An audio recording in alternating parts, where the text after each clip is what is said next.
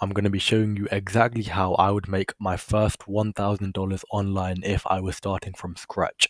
I promise that if you do everything in this video, you will be making at least $2,000 a month remote online by mid 2026.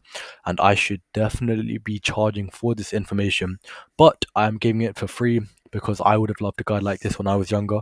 On top of that, I don't have a paid product to sell you, so there's no point in making this my lead magnet. So what are my credentials? Firstly, I have gotten the job offer from every sales interview I have done.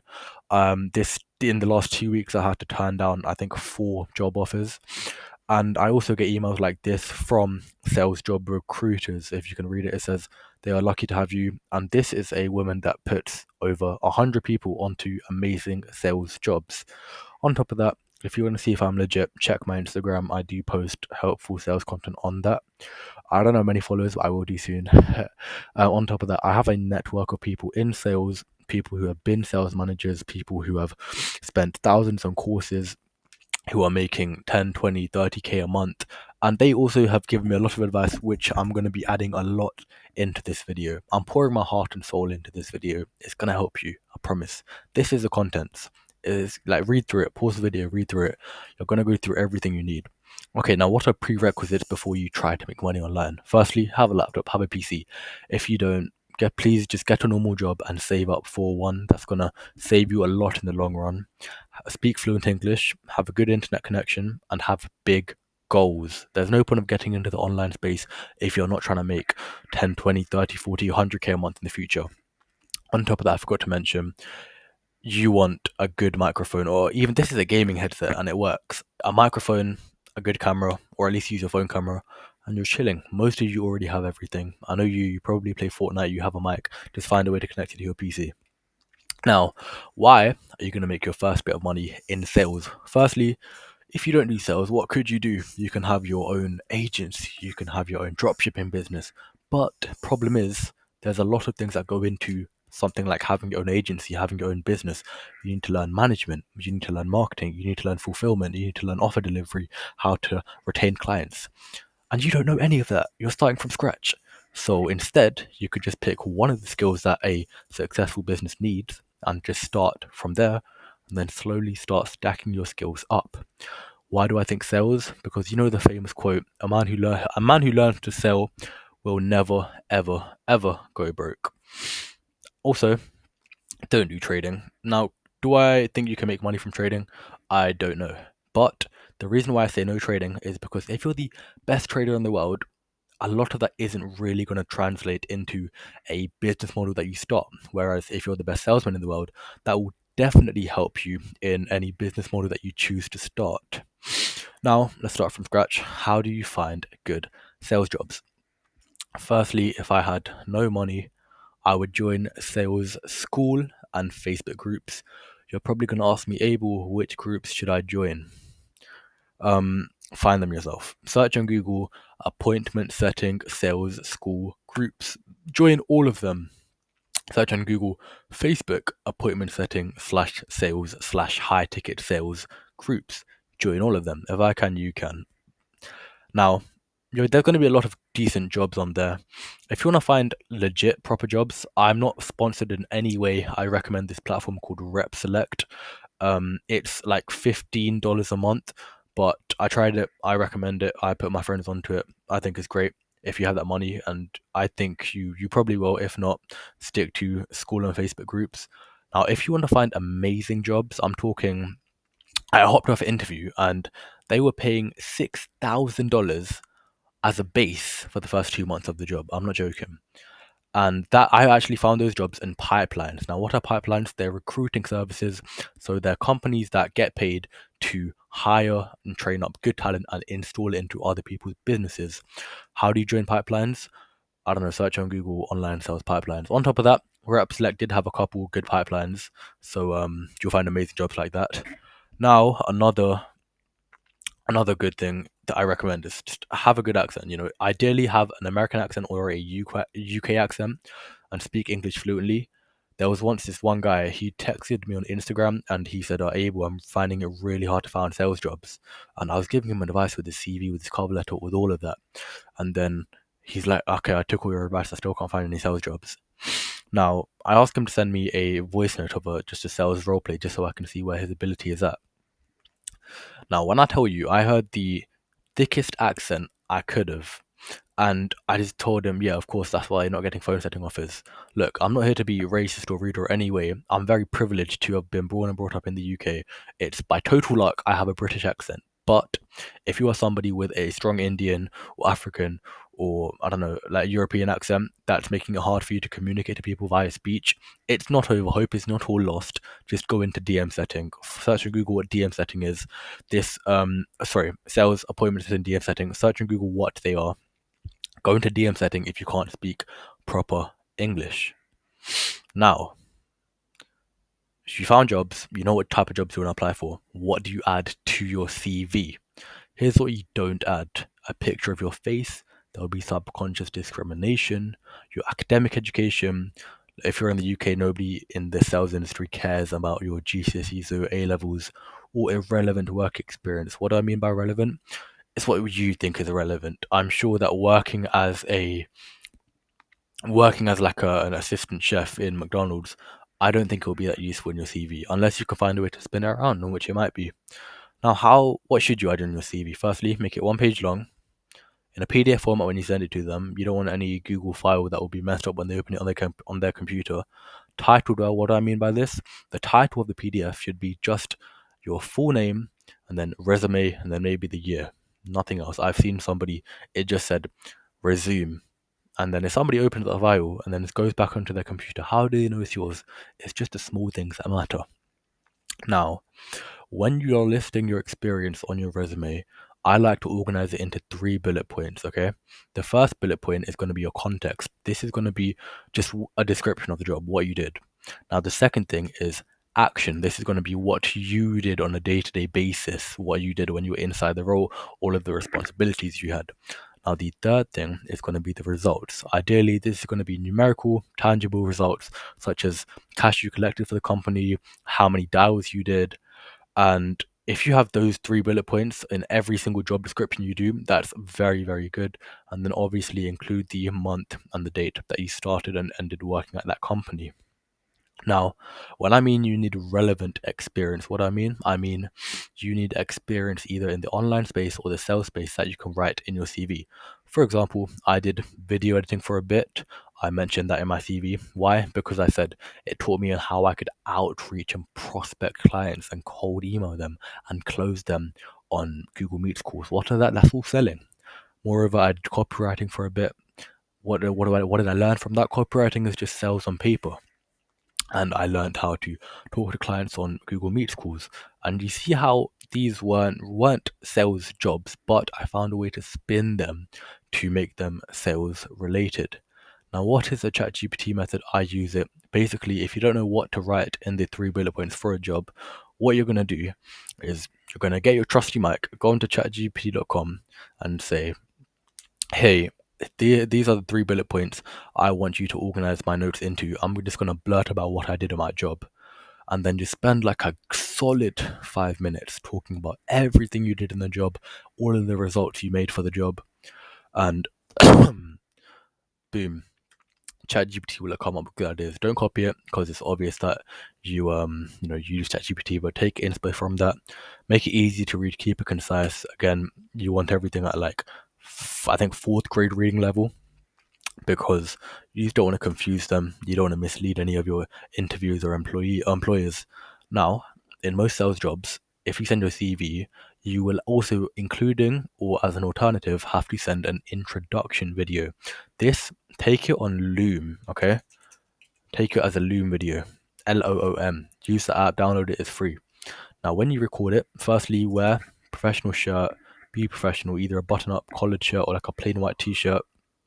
Good background, good lighting, good mic. Now, this is what you include in that Loom video in order: your name, your age, your location, your experience, and emphasize the numerical metrics such as the cash you collected for that company and how long you did it, any trainings you went through. You can talk about the Jeremy Miner videos you watched on YouTube. Why did you choose sales? Why are you looking for a job in sales? Why they should choose you? Why they should employ you? I'm going to go over the cheat code in the future. What you're looking for in a role, here's a tip. Include the fact that you're looking for a role where you can learn a lot, where you can be a student, where you can develop your skills. A lot of employees like that. Who doesn't like a humble student? Now, if you have no experience and you're taking a Loom video or a CV and you don't know what to say, here's what you're gonna do.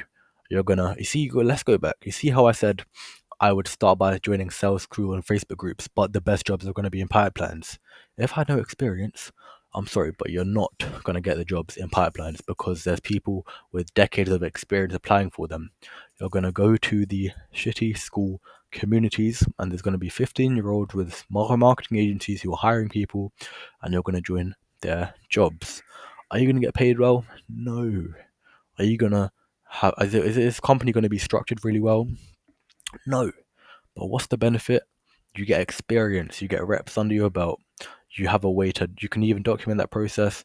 And once you have that experience on your CV, it becomes a lot easier because you have to understand the bar is lower than you thought. Most people have zero relevant CV. I recommend starting cold calling because it throws you straight into the deep end. And even if the company doesn't train you well, there's YouTube, there's Spotify, you can find a way to get a course somehow. Now, also, as I said, binge Jeremy Mine and Alex Hormozi videos on YouTube. They are honestly the greatest free sales courses you will ever get.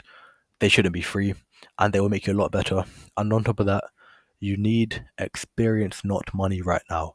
I'm in the same situation. There were jobs that were paying amazing that I turned down to choose other jobs where I'd be getting paid a fraction of the price, but I'd be learning more. You know why?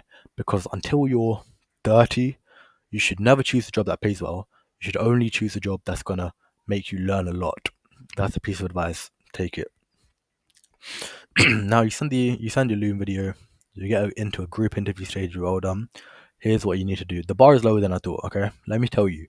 I've hopped on a couple group interviews in the past, and you would be surprised at how low the bar is. What do I mean by this? There's people with not a clear background, ideally plain white, good lighting. I have a lamp here. I shine it in my face, side front. See, there's light. Look at if I turn it off. Look, you can barely see me. Now you also need good lighting, as I said. Wear a collared button-up shirt. You know those school shirts that you wore in school, the white ones. I have a blue one. I have a pink one. Wear them on your interview. Be incredibly professional. Would you rather be overdressed or undressed to an interview? Exactly. You know the answer to that. Arrive 7 minutes early. Why 7? Just to be safe. If you're in like a Zoom waiting room, maybe something could bug out. Maybe your mic doesn't work. Everyone says 5. I think 5 is a bit too late. Obviously, have good Wi-Fi, have a good mic setup. Buy a mic. I recommend it. You can use a gaming headset and stay in the frame. I've seen people, they're in the job interview, but they're here or they're too low. Stay in the center of your frame. Now, on your interview, you want to be confident, speak from a place of confidence that you actually believe in yourself. Don't be a beg. Now, have leverage. What do I mean by this? I mean, if you're the person in the interview who is always saying, yes, yes, yes, yes, yeah, that's fine, no problem, no problem, no problem, you're not going to get the job. Why? Because you're needy. Nobody likes a needy person. Nobody. Talk clearly and professionally. Articulate your words. I saw this video. Your accent doesn't matter if you can speak clearly. The accent is almost never the problem if you can speak fluent English. The problem is how you articulate your words. Piece of tip I recommend: have a bit of water on you. Make sure to open your mouth. Really focus on really focus on over opening your mouth. No diddy, no diddy. Now, talk professionally, no slang, no jargon, you know this. Now, another tip I recommend is before and after your group interview, you're going to follow up. So, the morning of your interview, you're going to message your whatever email you have of the hiring manager. Hey, really looking forward to the interview, yada, yada, yada. Looking forward to seeing you there. And then if they reply or not, it doesn't matter. Now, after your group interview, you still want to say, hey, great interview, very entertaining. I'm very grateful for the opportunity. I'm hoping to hear back from you soon. You're going to do that with every interview you have. Now, I think I sound a bit too cocky, but the reason is I just really want you to internalize these things because genuinely, I have made all of these mistakes. I've made all of them. I've been grilled for not having a clear background, for having bad, shitty lighting. I once wear a black and grey checkered t-shirt to an interview. I've arrived late and been grilled. I've had a bad mic setup. I've not been in a frame. Like, just take my advice, please. I'm teaching you from my mistakes. You don't lose anything by taking this advice. Even you can agree. Let me take a sip of water. Mm. Now, congrats. You've made it to your one-on-one interview. Here's what you're gonna do. Same as before. All of these tips still apply. Be honest. Be honest. Don't lie. Don't try and be Mother Teresa. Now, what do I mean by this? I was on a group interview, yeah, and the interviewer asked, "What would you do if you made $10,000 a month?" Now, there was one guy, and he said, okay, he said, I'm gonna help my dad out. I'm gonna retire him and help him out with his medical bills." And then they were like, "Cool." What did they ask me? I said the same thing. I was like, "Yeah, cool. I'll help my parents out." And then they asked, "Okay, well, let's say that you fully paid all of the bills for your parents' medical bills, you've retired them. What would you do with the rest of the money if you had a lot more?" Now, this guy, he said, um, "I'll just continue to help my parents out and retire them. I'll just help them financially." And then the interviewer specifically asked, "Do you not have any selfish goals?" And then the guy was like, "Nah, I guess that's just not me. I don't really have any selfish goals like that." And they asked me, and I was like, "Alright, cool. I'm gonna buy a matte black McLaren 720S, and I'm gonna be driving it. Brrr, you know that, you know, in Dubai, they see the videos on the palm, the beaches of Dubai, and then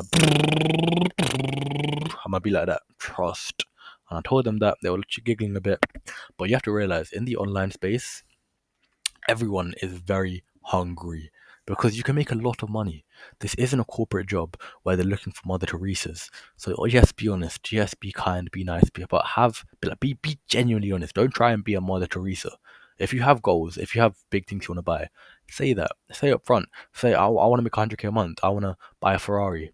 If they like, they might ask you. They might ask you, why do you want to go into sales instead of a normal job?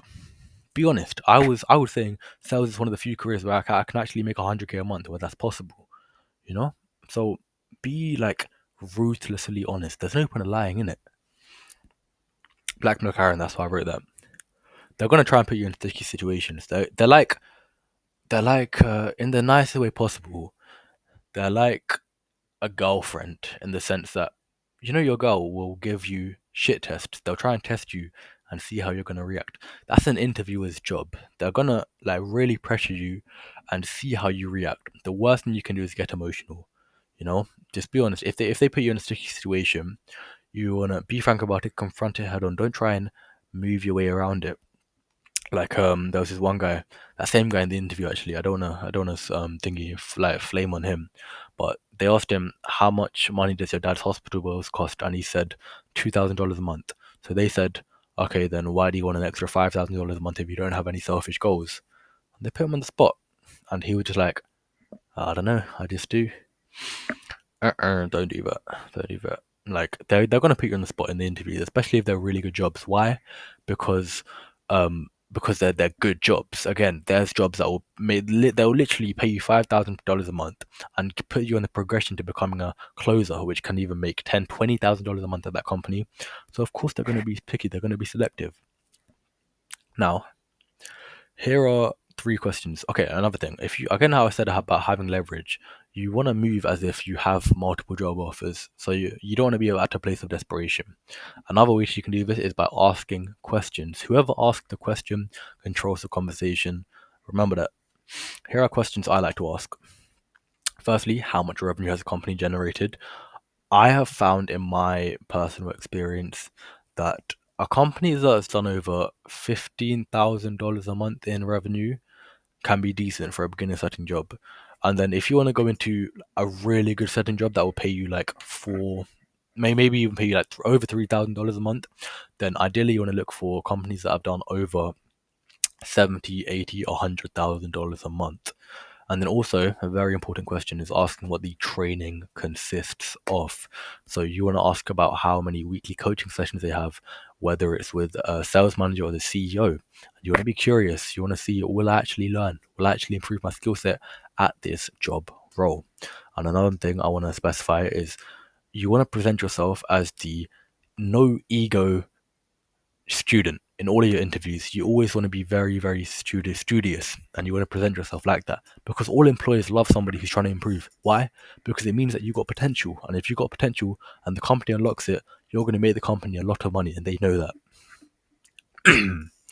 Also, ask what the current setter made last month. Why? It just shows that you're actually serious about finding a job where you can earn a bit, and it also shows you if it's a legit job or not. There's no point of like I've literally been at a company, I've been at companies or been in interviews with companies where they say, okay, you're going to be making for around $4,000 a month, and then if you're in contact with I was in contact. I WhatsApped one of the setters in the company, I asked him, yo, bro, how much you make last month? And then he was like, in the last 2 months, I made $2,000. I was like, okay, that's not really 4,000, is it? The boss question. I asked this I had a sales interview 2 days ago, and I asked this question, and the interviewer just looked at me, and he was impressed, and he was just like, "Oh, I've never been asked that before," and I knew that someone cooked there, bro. Someone cooked. Let me get a water break. So, at the end of your interview, when you've asked all the questions you want, you're gonna ask this: are there any hesitations or doubts you have about hiring me? And when I tell you, that's amazing. You know why? Firstly, if the interviewer says no, that means you pretty much got the job. And then if the interviewer says yes, you can objection handle those questions on the spot. You know? That's why. And if you objection handle those questions on the interview, you're chilling. You're chilling, you know? Because you pretty much got the job after that. Again, you're going to follow up with an email before and after, on the day of in the morning, and straight after your one-on-one interview. Another tip: every 2 or 3 days after the interview, you're going to follow up until you either hear a yes or a no. But when it gets to around a week, yeah, cool, you probably haven't got that job. But, don't be afraid to follow up. Now, congrats, you've got the job. Okay, I'm going to add, you're going to be applying for 20 jobs a day. I think you know that, at least 22 jobs a day. And you're going to track it, because you can do all of this, but if you apply for one job and you don't get it, don't blame me. Like, you get me. Yeah, okay, cool. Now, ramp up period. This is when you get the job, and this is when you get the job and you have to pretty much learn everything from scratch, and you're the worst on the team pretty much, and you need to actually learn how the script is displayed and all of that. Best piece of advice is just do more reps than everyone else on that team, because you're at a disadvantage. You join the company today. They have months and months and months of experience on you. The only way you're going to bridge that gap is by doing more reps, doing more dials, doing more outbound DMs than all of them. Also, you're going to attend more coaching sessions than everyone else. You're going to message the setters on that team, asking to hop on one-on-ones, familiarize yourself with them, ask them for advice, go to the top setter on the team and ask, hey, how can I become like you? And also, drop your ego. That's the biggest mistake. I've made the mistake of being rude or questioning and being arrogant to my sales managers, and the only thing it does is ruin your relationship with them when they're your teacher. Sometimes you have to understand when you're in a position where you have no leverage. If your sales manager is correct 9 times out of 10 and one time they're incorrect, and you're in a bit of a kerfuffle, in a bit of argument, just concede, because you don't gain anything from being right. He'll just be pissed at you, and he might not want to teach you anymore. You'll be on the last of his recommendations to better jobs and better positions. So be humble. Now, this is what you can do once you become good at the job. Once you literally are the best setter on the team, and there is nobody better than you, there's only two things you do. You either upgrade to a better position in that company, or you leave the company for a better role. There's honestly, if you're somebody who has big goals like 100k a month, there's no point of staying at a company where you're not going to learn more. Full stop. So if you're a setter, there's a couple of things you can do. You can either become a setter manager, which is which one of my friends did, and he actually became my setter manager for a couple months. You can go into closing, where you're actually selling the people on the call and getting the money on that call, compared to setting where you find people. You can go into admin tasks and things like that, learning other parts of that business. But just never, never, never stay in a job where you're not going to learn more. Either upgrade or leave. Unless you're like an ultra, ultra beginner and you just need that bit of experience under your belt. But just them two. Okay, ultimate cheat code section, nearly done. Personal brand. I got job interviews where I outcompeted people with decades of sales experience when I barely have 6 months of experience, because I have a personal brand, because I post on Instagram. You don't need many followers. You just need to show that you're committed. Why? Because when I say on my Loom video or my interview what makes me different, I always say this one line, and it's a banger. It's a banger. I post on Instagram. Every time I learn something new, I script, record, edit, video, and post any of my tips on Instagram, and it helps me consolidate knowledge faster than the average setter. Why do I say that? Because it's true. And an interviewer or a sales manager sees that, that differentiates you from the rest of the crowd. And in all honesty, I have friends who were like, okay, Abel, yeah, you're right. And they made sales Instagram accounts. What did they do? Posted once or didn't post at all. Post consistently. At least have 15, 20 posts under your belt that are high quality, that are valuable. If you don't know what to post, just think of advice that you wish you would have given your past self, like I'm doing right now. Or if you have absolutely no idea what to post, just copy one of my ideas, you know? Now, make sure it's professional. And also, an other benefit of having a personal brand, even if you don't have many followers, is that you build a network of other setters, meaning that they can put you onto job opportunities. They've been setters where I've met and they're like, "You're able, my company's hiring," or even, this is a long term play, but in the future, if you ever start a coaching, if you get amazing at sales, you could sell a coaching product. On top of that, it obviously makes you stand out in job interviews. But another underrated thing is that you can get inbound job offers. You would be surprised at the people I've had that reached out to me. I had one guy and he was building some tech software company to do with AI. And then he messaged me and he asked me to help me with his sales system. And I was just helping him out. He was offering to pay for my time. And you would just be surprised. I've gotten actually a lot of job offers from people messaging me. And when they message you, you're the one with the leverage. You're the one that they want to hire. So the payments, the bases, the commissions, they're negotiable in your favor. Post. And okay, I'm going to say this once. If you post, your chances of finding a job and making money online at least double. At least. So if you really don't want to make money online, cool, don't post. But if you do, drop your ego. You know, I had for a while, I'm not going to post because I look too fat. Drop your ego, pick up a camera, and start posting videos. Another mindset tip. Now, if you can't be asked, you're lazy. I got friends like this. I've been like this. I am like this some days, some weeks. Here's what you're gonna do: get a piece of paper and write down. I did this the other day. Write down what's gonna happen if you do not lock in, and I'm talking in detail. I'm gonna be a bit personal and write out the opening to mine. If I don't go all in on sales, I will end up having to work a corporate job. I will be commuting on the C2C train, waking up at 5:30 a.m., getting onto the cold train, waking up half asleep. Most days I won't be able to find a seat to sit down on the train. I will be packed. I will have deadlines. I will have to work from 9 to 6, but will end up being from 5 to 8 p.m. That's the beginning of mine. But you just want to make it to piss you off, because that's gonna light a fire in you, and you'll really realize why you need to lock in. Like, truly. Now, special thanks to Upsells. This is the guy. He was my sales manager. He's a very close friend of mine. He helped me at all. He doesn't gatekeep. He's a good guy. Posts good content. Check him out. If you want this whole PDF with the full guide, just message me McLaren 720S on Instagram at Sales by Abel. Follow for zero gatekeeping content. I know it helped. Comment down if you want to help out. Thanks for watching, guys.